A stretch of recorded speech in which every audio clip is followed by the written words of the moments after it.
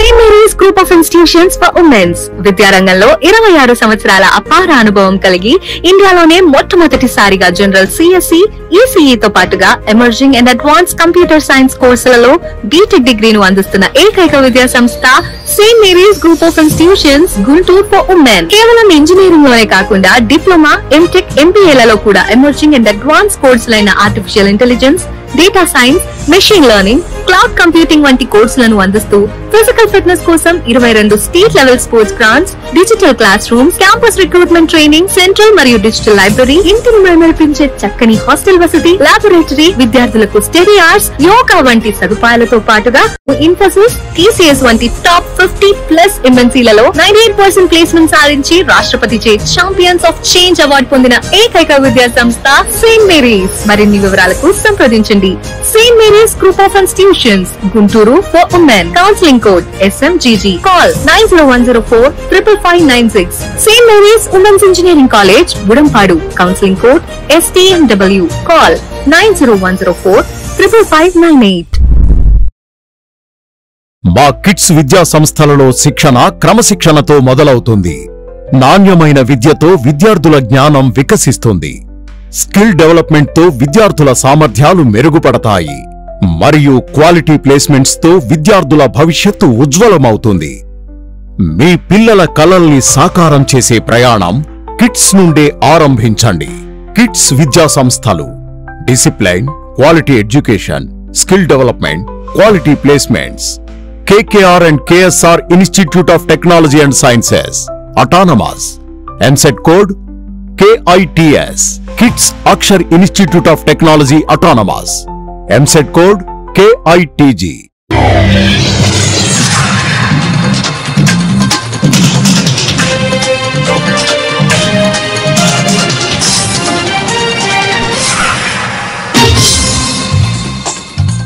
నమస్కారం, city news కి స్వాగతం. ఈనాటి వార్తా విశేషాలు. బనకచర్ల ప్రాజెక్టు వల్ల ఎవరికీ నష్టం లేదని సీఎం చంద్రబాబు మరోసారి స్పష్టం చేశారు. 100 నుంచి గోదావరిలో ఏటా సగటున 2000 టీఎంసీల నీరు సముద్రంలోకి పోతుందని సీఎం అన్నారు. వృధాగా సముద్రంలోకి పోయే వాటిలో 200 టీఎంసీలు వాడుకుంటే తెలుగు ప్రజలు బాగుపడతారు. నీటి సమస్య పరిష్కారం అవుతుంది. ఇదే విషయాన్ని పదే పదే చెబుతున్నా ఎవరికీ నష్టం లేదు. తెలంగాణలో గోదావరిపై నిర్మించిన ప్రాజెక్టులను ఎప్పుడూ నేను వ్యతిరేకించను కూడా. రాయలసీమలో ఒకేసారి 3950 కోట్లు హంద్రీనివాకు డబ్బులిచ్చాం. మైక్రో ఇరిగేషన్ కు 90% సబ్సిడీ ఇస్తున్నాం. పంటలకు ప్రాధాన్యత ఇస్తూ గిట్టుబాటు వచ్చేలా చేస్తున్నామని ముఖ్యమంత్రి స్పష్టం చేశారు. అది ఇచ్చామ్మా, దానికి రేపు అన్ని మీరే కొనాలన్నా కూడా ఎక్కడ కొనగలుగుతామంటున్నా. క్రాప్ మేనేజ్మెంట్ ప్యాటర్న్ కూడా చేంజ్ చేయాలి. అందుకే ఎప్పుడు రాష్ట్రంలో ఎక్కడ ఇవ్వని విధంగా 200 నుంచి 250 కోట్ల రూపాయలు అవుతుంది మనం ఇచ్చే సబ్సిడీ కూడా ఒక్క మ్యాంగో రైతులకే. అది కూడా మనం ఇస్తున్నాం. మిగిలిన విషయాలన్నీ కూడా మాట్లాడతాం. మధ్యాహ్నం అందరితో మాట్లాడి ఏ విధంగా మనం చేయగలుగుతాం అన్ని విషయాలు చేస్తాం. నిజమేనాయా, ఏం చేయాలంటున్నా, ఎవరికి పెట్టాలి? టీటీడీ పెట్టాలి. వాళ్ళు ఏమంటారు, మేమెందుకు చేయాలంటే మళ్ళీ అవన్నీ విషయ సర్కిల్స్ కదా. భక్తుల యొక్క సెంటిమెంట్స్ కూడా మనం చూసుకోవాలి కదా. అవన్నీ ఉంటాయమ్మా. అవన్నీ ఏంటి, ఎప్పుడన్నా చేశారా? కాదు, ఎప్పుడన్నా 4 రూపాయలు ఇచ్చి కొన్నారా? రెండోసారి నేనే కొంటున్నా. వ్యవసాయం బాగా చేస్తున్నాం కాబట్టి ఆదాయం ఇది కూడా దిగుబడి బాగా పెరిగింది. ఈ సంవత్సరం ఎప్పుడు లేని దిగుబడి వచ్చింది. ఇంటర్నేషనల్ మార్కెట్లో ప్రాబ్లం వచ్చింది. అదే సమయంలో గవర్నమెంట్ ఆఫ్ ఇండియా కూడా రిక్వెస్ట్ చేశాను, ఈ జ్యూసెస్ కానీ వీటన్ని ట్యాక్స్ వేయద్దని. We're working all these things, will sort it out. Right, అదే దీనికి అందుకనే ఒక మ్యాంగోనే కాకుండా అన్ని పంటలు కూడా ప్రపంచం మొత్తం ఆహారపు అలవాట్లు మారాయి.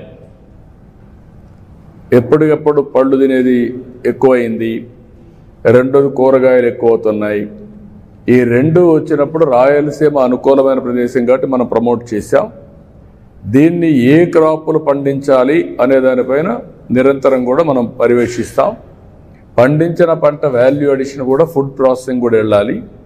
అందుకే ఈరోజు తమిళనాడులో, కర్ణాటకలో లేనటువంటి ఫుడ్ ప్రాసెసింగ్ మన దగ్గర ఉన్న మొన్న గొడవలు కూడా జరిగాయి, మీరు చూశారు కర్ణాటకలో. వాళ్ళంతా ఇక్కడ తీసుకొస్తామంటే మనకే చాలదని చెప్పి మనం చెప్పాం. ఇంకా చేయాల్సిన అవసరం ఉంది. ఫుడ్ ప్రాసెసింగ్ రావాలి. ఇంటర్నేషనల్ మార్కెటింగ్ రావాలి. స్టాప్ చేయాలంటే ఏ పంట వేయాలి కూడా వర్కౌట్ చేయాలి కదా.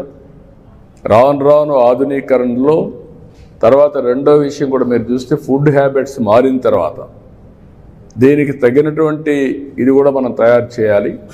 ఒకప్పుడు దిగుబడులు తక్కువ ఉండేటివి, ఇప్పుడు దిగుబడులు బాగా పెరుగుతున్నాయి. ఒకప్పుడు చిన్నప్పుడు నేను చూసినప్పుడు మామిడి ఇంటికే వాడేవాళ్ళం, మీకు కూడా ఐడియా ఉంది. ఇంటి కోసం చెట్లు వేసేవాళ్ళం. ఆ చెట్లు వచ్చే పంట తర్వాత వాణిజ్య పంటగా తయారైంది. అంటే ఎవరికో ఒకరికి ఇచ్చి ఈ చెట్లు ఇంత పంట ఉంది నువ్వు కొనుక్కోమనేవాళ్ళు. వాళ్ళు వచ్చి హార్వెస్టింగ్ చేసుకొని వెళ్ళేవాళ్ళు. అది నెక్స్ట్ ఫేజ్. ఇప్పుడు దాన్ని నేను కానీ హార్టికల్చర్ అంతా ప్రమోట్ చేసి తెలుగుదేశం వచ్చిన తర్వాత డ్రిప్ ఇరిగేషన్ కూడా పెట్టి, అంత మునుపంతా వానాకాలం పండాది, ఎప్పుడు నీళ్లు పెట్టేవాళ్ళం కాదు, ఇప్పుడు నీళ్లు పెడుతున్నాం. నీళ్లు పెట్టినప్పుడు పంట కూడా బాగా వస్తుంది. 2-3 వెట్టింగ్స్ ఇస్తే మంచి దిగుబడి వస్తుంది. అలాంటి ఆధునికమైన ఇప్పుడు కొత్తగా మీరు చూస్తే కవర్స్ కూడా ఇచ్చాం ఫ్రూట్ కవర్ చేయడానికి. అది కానీ వస్తే వాల్యుయేషన్ పెరుగుతుంది, మనకు పంట కూడా వాల్యుయేషన్ పెరుగుతుంది. ఎందుకంటే ఏ పంట కూడా ఏ మామిడికి కూడా ఒక విధంగా పండు డ్యామేజ్ కాదు. ఆ మచ్చలు కానీ సైజు కానీ ఇవన్నీ బ్యూటిఫుల్గా వస్తాయి. అలాంటి వినూత్నమైన ఆలోచనలతో మనం ముందుకు పోవాల్సిన అవసరం ఉంది. ఈ సమస్య అట్మోస్ట్ ఎఫిషియెంట్గా పరిష్కారం చేస్తాం. ఎవ్వరు అందరూ హాజరవుతారు. తొలి రోజే కదా, అప్పుడే నువ్వు సెలవులు పలవలు. తెలుగుదేశం పార్టీకి ఒక మెకానిజం ఉంది.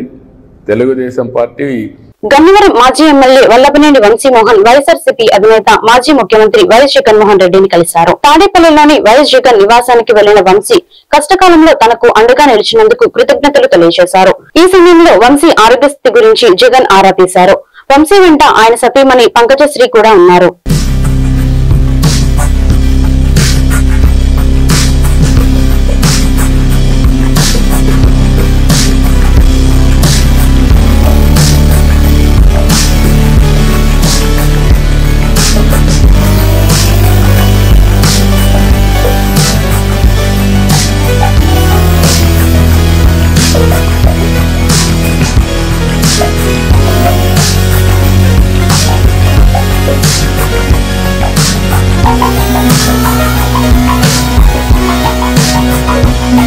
సత్తెనపల్లిలో ప్రమాదవశాత్తు మృతి చెందిన దళితుడు సింగయ్యను చంద్రబాబు కుక్కతో పోల్చడం దారుణమని వైఎస్ఆర్సీపీ సీనియర్ నేత శైలజానాథ్ మండిపడ్డారు. తాడేపల్లి వైఎస్ఆర్సీపీ కేంద్ర కార్యాలయంలో మీడియాతో మాట్లాడుతూ సింగయ్య మృతిపై అనుమానం ఉందని ఆయన భార్య వెల్లడించడం ద్వారా చంద్రబాబు పన్నిన కుట్రలను బద్దలు చేశారని అన్నారు.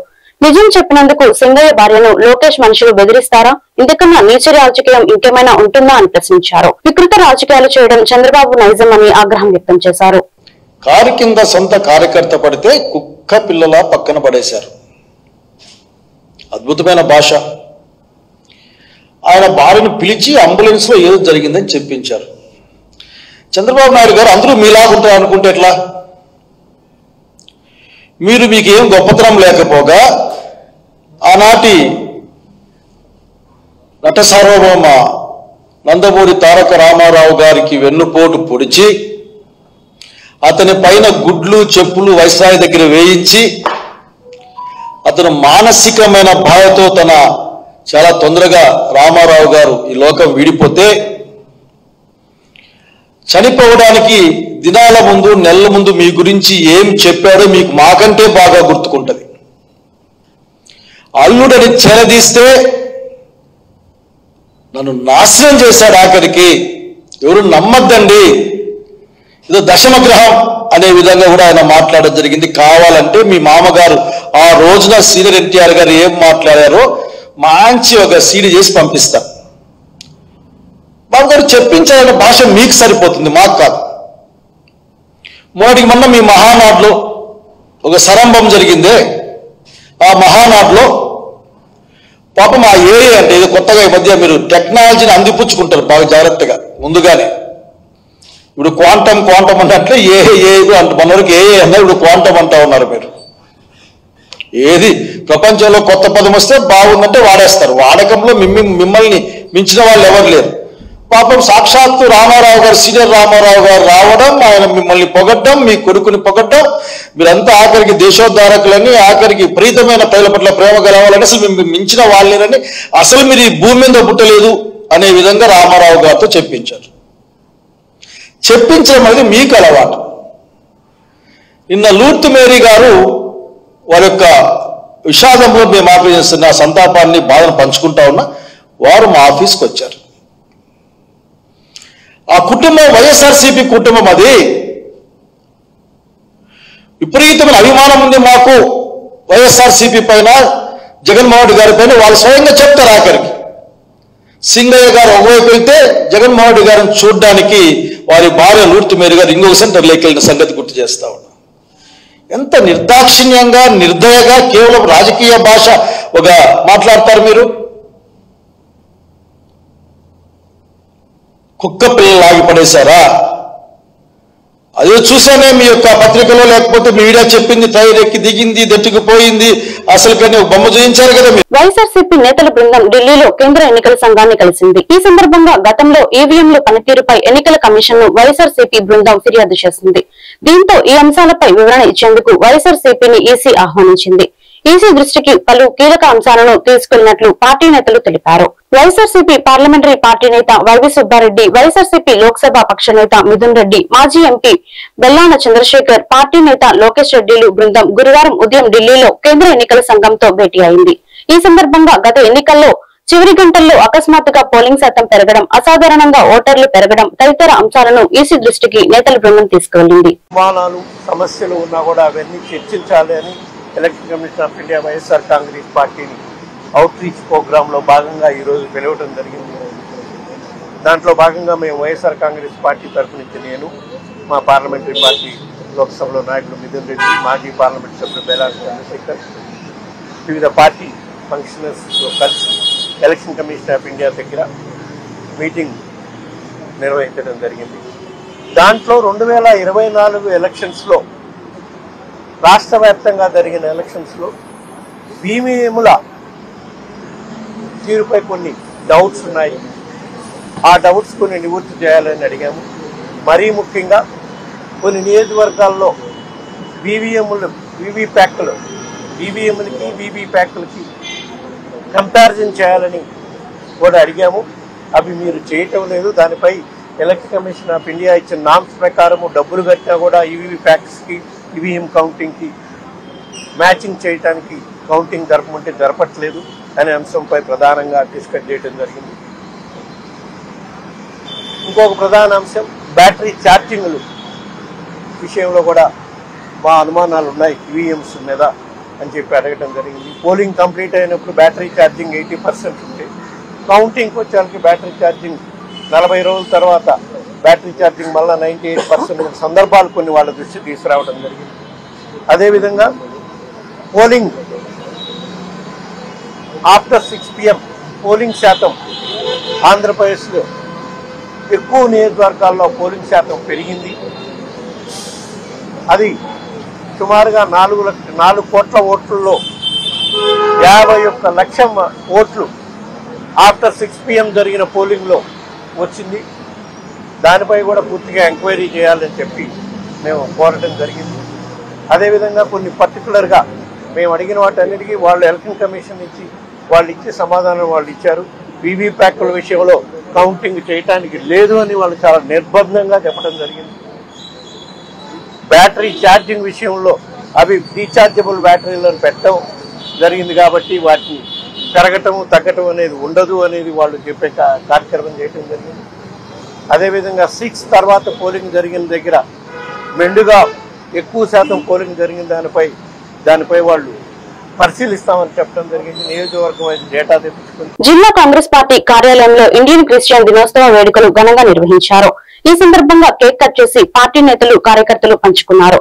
అదేవిధంగా క్రైస్తవ మత పెద్దలతో ప్రత్యేక ప్రార్థనలు జరిపారు. ఈ కార్యక్రమంలో జిల్లా కాంగ్రెస్ పార్టీ అధ్యక్షుడు చిలక విజయ్ కుమార్, మాజీ ఎమ్మెల్యేలు మస్తాన్ వలి, ఈశ్వర్రావు, కాంగ్రెస్ పార్టీ రాష్ట్ర మైనార్టీ విభాగం అధ్యక్షుడు చుక్కా చంద్రపాల్, ప్రధాన కార్యదర్శి జిల్లా సునీల్ కుమార్ తదితరులు పాల్గొన్నారు. క్రిస్టియానిటీ అంటే శాంతికి మార్గమని ఈ సందర్భంగా నేతలు తెలియజేశారు. దేశంలో నెలకొన్న అశాంతి తొలగిపోవాలంటే కాంగ్రెస్ పార్టీని మళ్లీ అధికారంలోకి తీసుకురావాలని సూచించారు. కాంగ్రెస్ పార్టీ ద్వారానే బడుగు బలహీన వర్గాల సంక్షేమం అభివృద్ధి సాధ్యమవుతుందని చెప్పారు.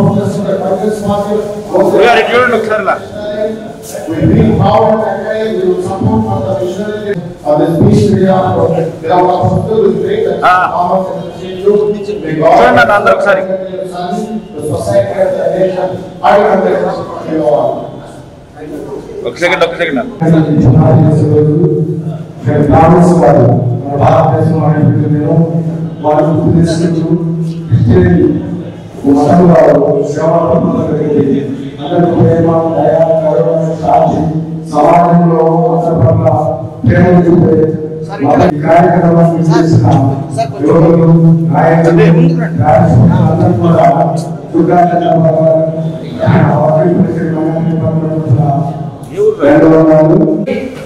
సమానంగా చూసేటువంటి పార్టీ ఏదైనా ఉందంటే అది కాంగ్రెస్ పార్టీ మాత్రమే. అటువంటి కాంగ్రెస్ పార్టీ ఆధ్వర్యంలో యువకుడు ఉత్సాహవంతుడు మరి మన చుక్కా చంద్రబాబు గారి ఆధ్వర్యంలో ఇండియన్ క్రిస్టియన్ డే సెలబ్రేట్ చేసుకోవడం అనేది చాలా సంతోషం. నిజానికి ఈరోజు చాలా బాధాకరమైనది. ఎందుకంటే సెయింట్ థోమస్ అనే ప్రభు దగ్గర ఉండేటువంటి శిష్యుల్లో ఒకతను మద్రాసు నగరంలో అతి కిరాతకంగా హత్య చేయబడినటువంటి దినవాన్ని అనుకుంటా ఉన్నాను ఈరోజు. అయితే అక్కడి నుంచి ఎక్కడైతే హింస జరిగిందో అక్కడి నుంచే నిజం అనేది ప్రజల్లోకి వచ్చిన ఒక గొప్ప రోజుగా ఈ రోజును మనం గుర్తుంచుకోవాలి. మరి ముఖ్యంగా చూసుకుంటూ ఉంటే ఈ దేశంలో అనేక రకాలైనటువంటి దాడులు జరుగుతూ ఉన్నాయి. క్రిస్టియన్స్ మీద కానీ, ముస్లిం మైనార్టీల మీద కానీ, వెనుకబడిన వర్గాల మీద కానీ, ఇలా చెప్పుకుంటూ పోతే ప్రతి ఒక్క వ్యక్తి మీద ఏదో ఒక రూపంగా కేంద్ర రాష్ట్ర ప్రభుత్వాలు దాడి చేస్తానే ఉన్నాయి. మనందరికీ తెలుసు.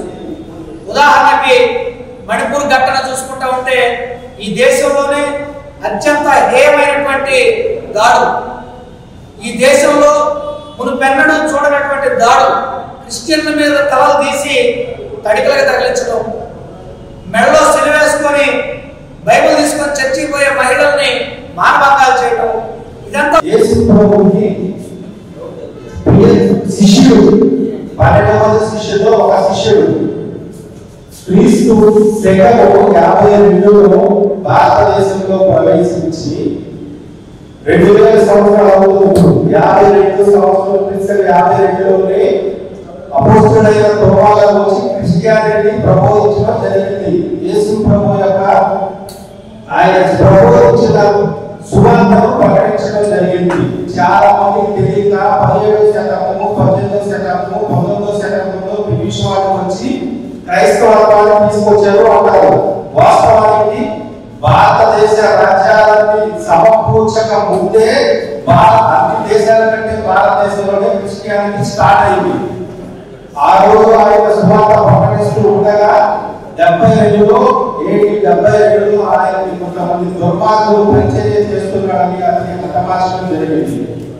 ఈ దేశంలో అనేకమైనటువంటి గోడలు క్రైస్తవుల మీద, చర్చిల మీద, భాషల మీద దాడులు జరుగుతున్న సందర్భంలో మెయిన్ లైన్ చర్చెస్ అన్ని డినామినేషన్స్ కలిసి భారతదేశానికి ఐక్యతగా ఉండాలని, క్రైస్తవులంతా ఒక తాటి మీద ఉండాలనేటువంటి ఉద్దేశంతో ఇండియన్ క్రిస్టియన్ డే అని ఒకటి డిక్లేర్ చేసి అందరికీ సపోర్ట్ గా, అందరికీ న్యాయం జరిగేలాగా క్రైస్తవులందరికీ ఉండాలనేటువంటి ఆలోచన చేశారు.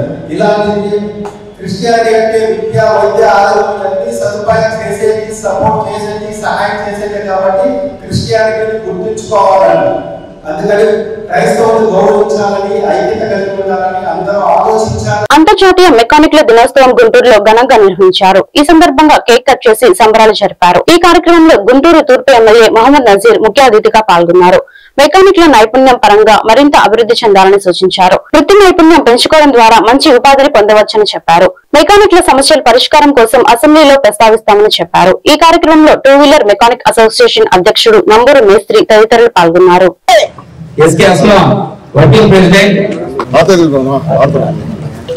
షేక్ హమరుద్దీన్ ప్రచార గారి కలిసి స్టేజ్ మీద రావాల్సిందిగా కోరుతున్నాం. ఎస్కే తలసరి భాష మెకానిక్ సోదరులందరికీ హృదయపూర్వక నమస్కారాలు. ఉండి మన యూనియన్ అసోసియేషన్ ని ఇంకా అభివృద్ధి పదంలో నడిపించి నడుపుకుంటూ నా చిన్న మనం ఇంకా పాలసీలు పెట్టి చేసుకుంటే బాగుంటుందని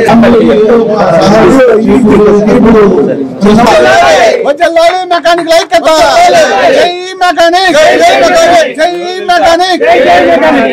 ఎవరో తెలుసా అసలు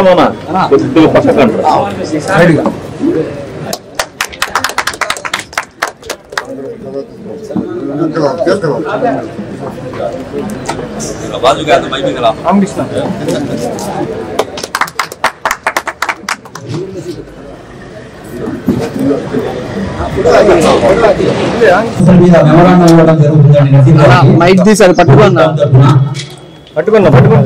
ఆయన మైక్ కావాలి.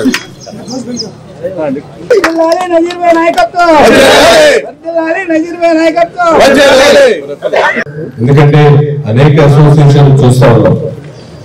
బిలియన్ మర్చెంట్స్ అని, లేకపోతే స్టీల్ మర్చెంట్స్ అని రకరకాల అసోసియేషన్ ఈ రోజు గుంటూరు నగరంలో నాకు తెలిసి ఒక 46 అసోసియేషన్ క్రియాశీలకంగా పనిచేస్తా ఉన్నాయి. ఇది కాకుండా ఛాంబర్ ఆఫ్ కామర్స్ లో దాదాపు 114 అసోసియేషన్స్ ఉన్నాయి.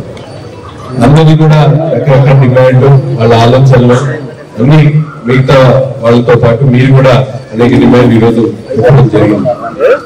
ముఖ్యంగా వాళ్ళకి మీకున్నటువంటి తేడా ఏంటంటే, మీరు ప్రపంచం ఏ విధంగా రోజు చుట్టూ ఉందో టూ వీలర్ కూడా అలాగే రోజు రొటేట్ అవుతా ఉంటారు. 2 వీలర్ లేకుండా ఏ ఒక్కడు కూడా ఈరోజు ఏ పని కూడా వెళ్ళినటువంటి పరిస్థితులు లేదు. ఈరోజు చూస్తా ఉన్నాం, ఇందాకే సోదరుడు అన్నారు గారు చెప్పాడు, ప్రతి ఇంట్లో కూడా 4-5 బండ్లు ఉంటున్నాయి. ముందు గతంలో ఒక బండి సరిపోయేది. ఇప్పుడు ప్రతి ఇంట్లో కూడా ఆడవాళ్ళ దగ్గర నుండి, పిల్లల దగ్గర నుండి, పెద్దవాళ్ళ దగ్గర అందరూ కూడా బైక్స్ వాడుతున్నటువంటి పరిస్థితులు ఉన్నాయి. సో మీకు వ్యాపారం అయితే పుష్కల BS6 వస్తుంది. దానివల్ల మెకానిక్ ఉపాధి కోల్పోతాం. మాకు మెరుగైనటువంటి ఉపాధి దొరకదు అనేటువంటి ఆలోచన కన్నా BS6 అనేది ఒక మంచి అవకాశం. దీన్ని సద్వినియోగం చూసుకొని మనం ముందుకెళ్తే మనకు ఇంకో 10 సంవత్సరాల వరకు ఎక్కడ ఇబ్బంది లేకుండా మా ఉపాధి కొనసాగుతుంది అనేటువంటి విధంగా మీరందరూ కూడా ఆలోచించాల్సినటువంటి అవసరం ఉంది. ఎందుకంటే మార్పు అనేది సహజం.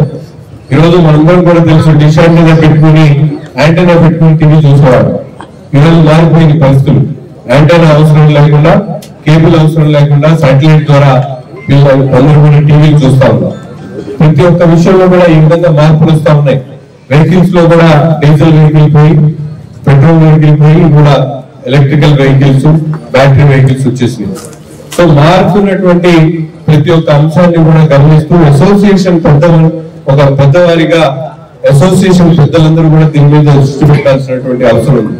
ఎందుకంటే నా కుటుంబం అయితే నాకు ఎమ్మెల్యే కాబట్టి పెద్ద కుటుంబం, కానీ పర్సనల్ గా నా కుటుంబం అంటే ఒక 5-6 అంటారు. కానీ ఇక్కడ ఉన్నటువంటి మెకానిక్ ఒక్కొక్కరు 560 మంది మెకానిక్లు ఈ రోజు సభ్యులుగా ఉన్నారు. రాష్ట్ర వ్యాప్తంగా వేలాది మంది, లక్షలాది మంది ఉన్నారనుకుంటా. ఎందుకంటే మేము ఎలక్షన్ క్యాంపెయిన్ లో జరిగినప్పుడు ఒక మీటింగ్ పెడితే దాదాపు 3000 మంది మెకానిక్స్ ఆ రోజు ఆ సభలో పాల్గొన్నటువంటి పరిస్థితులు. నా గెలుపులో ప్రధాన పాత్ర మెకానిక్స్. ఈ నెల 9వ తేదీన జరిగే దేశవ్యాప్త సమ్మెను విజయవంతం చేయాలని కార్మిక సంఘాలు పిలుపునిచ్చాయి. దేశవ్యాప్త సమ్మెపై కొత్తపేట సిపి కార్యాలయంలో రౌండ్ టేబుల్ సమావేశం నిర్వహించారు. ఈ సమావేశంలో కార్మిక సంఘాల నేతలు వి రాధాకృష్ణమూర్తి, శ్రీనివాసరావు, అరుణ్ కుమార్, లక్ష్మణ్, మాలాద్రి, అంజిబాబు తదితరులు పాల్గొన్నారు. బీజేపీ ప్రభుత్వం కార్మిక చట్టాలను నిర్వీర్యం చేస్తూ 4 లేబర్ కోడ్లను తీసుకొచ్చారని నేతలు ఆరోపించారు. ఇలాంటి నిర్ణయాల వల్ల కార్మికులు తమ హక్కులను కోల్పోయే ప్రమాదం ఉందని చెప్పారు. కేంద్ర ప్రభుత్వ తీరుకు వ్యతిరేకంగా తలపెట్టిన దేశవ్యాప్త సమ్మెలో కార్మికులు పెద్ద సంఖ్యలో పాల్గొన్నారని సూచించారు.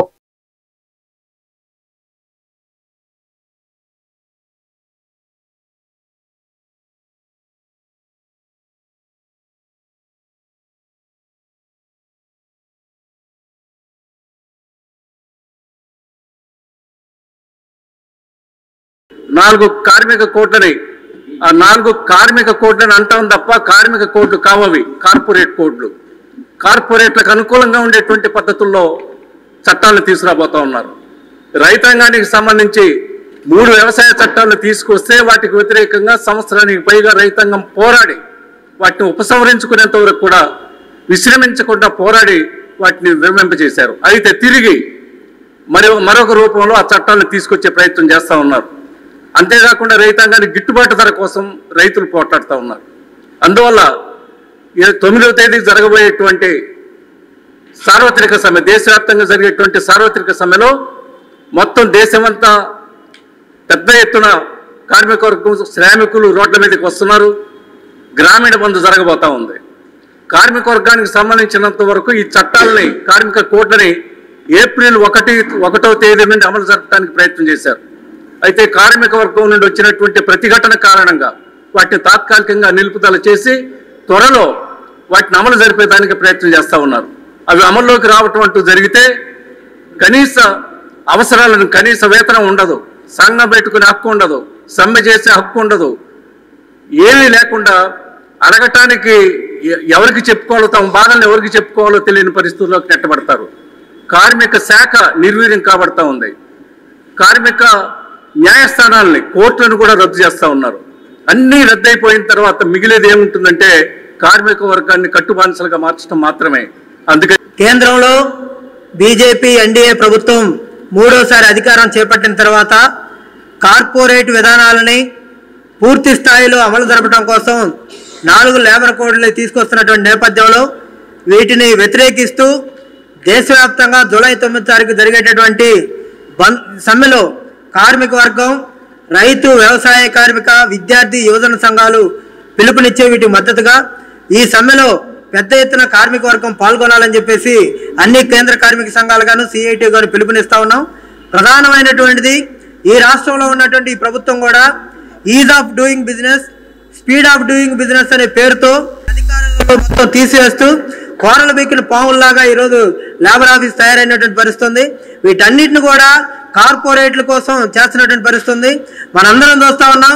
ఈరోజు అదానికి సంబంధించినటువంటి అన్ని రకాలైనటువంటి స్మార్ట్ మీటర్లు కావచ్చు, రకరకాలైనటువంటి అన్ని అదానికి అప్పచెప్పేటటువంటి పరిస్థితుంది. మరో పక్క గత ప్రభుత్వం ఏదైతే పథకాలని తీసుకొచ్చినాయో వాటన్నిటిని తప్పులని ఈ ప్రభుత్వాలు నిరూపిస్తున్నాయో, కానీ అదే పథకాలు కార్పొరేట్కి వచ్చేప్పటికే సమానంగా అమలు జరుపుతున్నటువంటి నేపథ్యం ఉంది. కాబట్టి కార్పొరేట్ విధానాల కాడ ఏ ప్రభుత్వాలైనా ఒకే విధానాన్ని అమలు జరుపుతున్నాయి.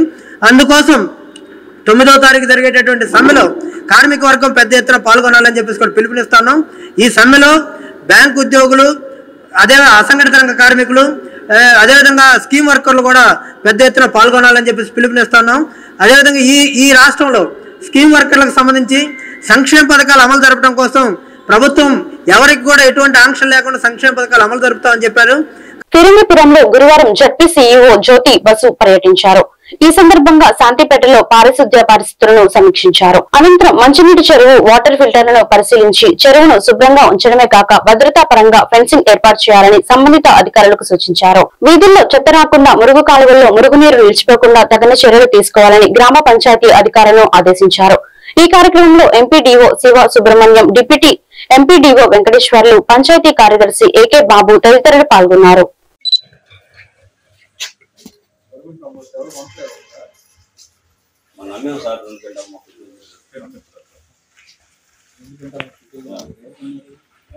మనం తీసాం సార్, 45 రోజులు దాటింది. 45 రోజులు దాటింది తీసాం. పై అంతా ఏరేసాం, ఒకసారిగా రాదు కదా సార్. అది అంతా తీసేసి అమ్మిన తర్వాతనే ఇది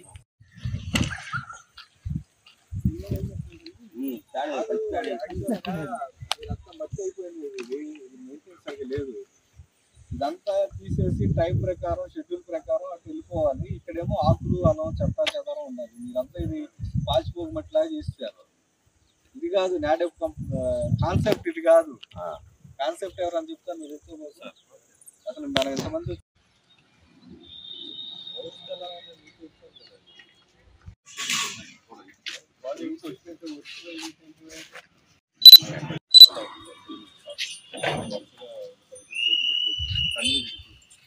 ప్రతిరోజు వస్తున్నారా? వారానికి ఒకసారి? లేదండి, 10 రోజులు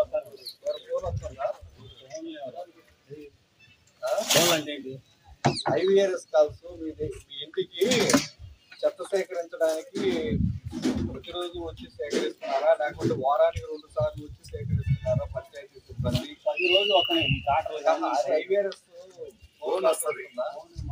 ఫోన్ అవుతుందా?